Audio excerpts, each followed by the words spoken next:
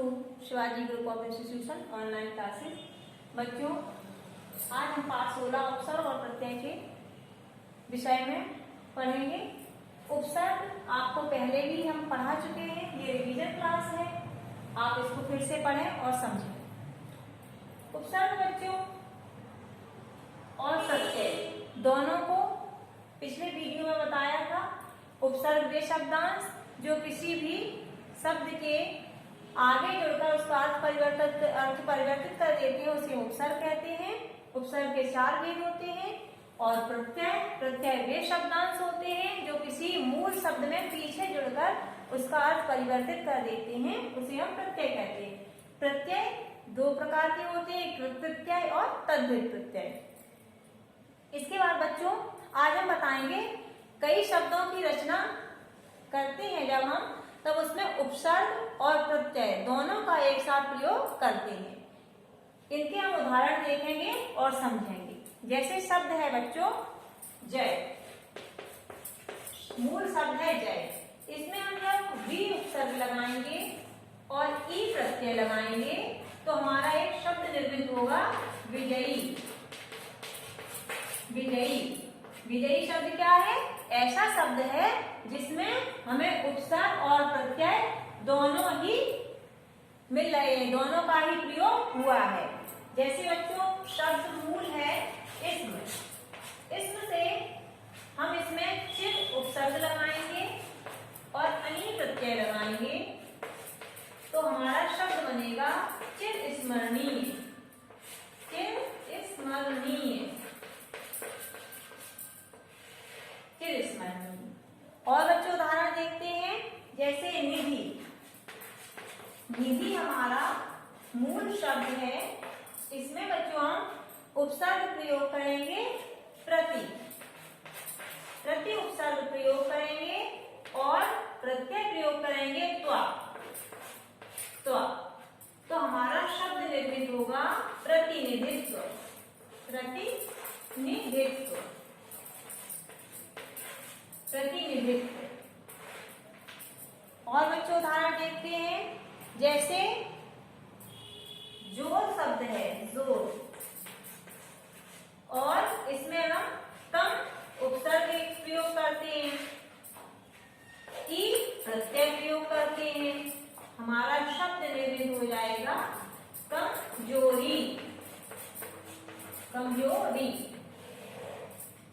तो बच्चों ये जो शब्द हैं वो हमारे क्या हैं?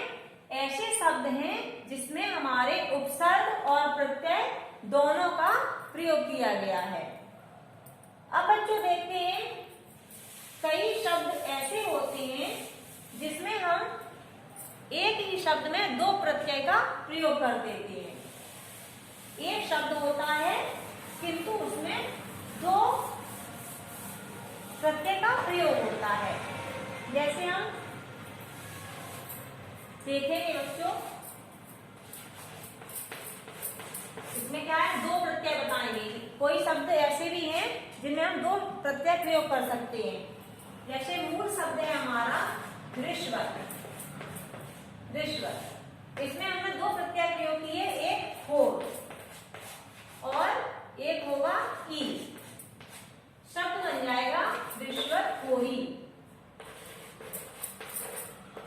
रिश्वत खोरी।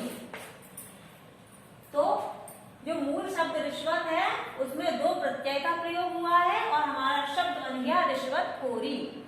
इसके बाद बच्चों देखते हैं। जैसे मूल शब्द है बुद्धि। बुद्धि, इसमें हम 2 प्रत्यय यूज करेंगे, मान और ई। तो ये हमारा शब्द निर्मित हो जाएगा बुद्धिमानी। बुद्धिमानी। और देखते हैं बच्चों, जैसे भूल शब्द है। भूल शब्द है, इसमें अक्कर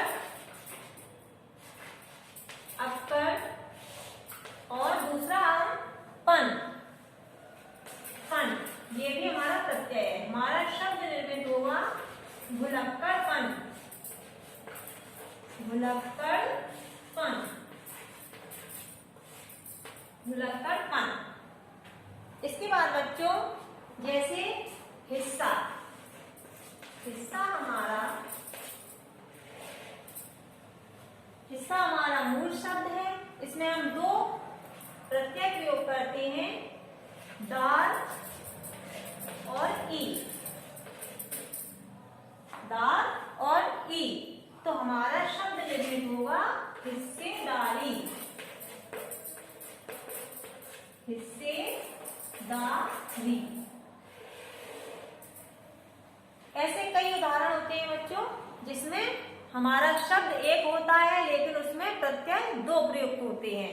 जैसे बन है तो बन में हम आवट प्रत्यय प्रयोग करेंगे और ई करेंगे तो क्या शब्द बन जाएगा, बनावटी। इस तरह से बच्चों जैसे लोक शब्द है, लोक में एक प्रत्यय प्रयोग कर सकते हैं तो लौकिक बनता है, और जब ता और प्रत्यय जोड़ देंगे, दो प्रत्यय का प्रयोग करते हैं तो लौकिकता। इस तरह से एक शब्द में दो प्रत्यय का प्रयोग हो रहा है। जैसे आदम शब्द है बच्चों, मूल शब्द है आदम और उसमें हमने प्रत्यय प्रयोग किया खोर और ई, तो शब्द निर्मित हो गया आदम खोरी। बाजी, बाजी शब्द है, इसमें हम दो प्रत्यय का प्रयोग कर सकते हैं, एक होगा गर और एक होगा ई, तो बाजीगर। बाजीगर एक से शब्द बन जाएगा लेकिन शब्द हुआ बाजीगरी। दो प्रत्यय, एक गर प्रत्यय लगा है और एक ई प्रत्यय लगा है। इस प्रकार बच्चों उपसर्ग और प्रत्यय से कई नए शब्द निर्मित हो जाते हैं जिसमें हमें कहीं दो प्रत्यय प्रयुक्त देखने को मिलते हैं और कहीं एक ही शब्द में हमें उपसर्ग और प्रत्यय दोनों एक साथ मिल जाते हैं। जैसे बताया था चिर स्मरणीय, तो चिर क्या है, ये उपसर्ग है और अनीय क्या है, प्रत्यय है, और स्मृ क्या है, मूल शब्द, तो शब्द बन गया चिर स्मरणीय।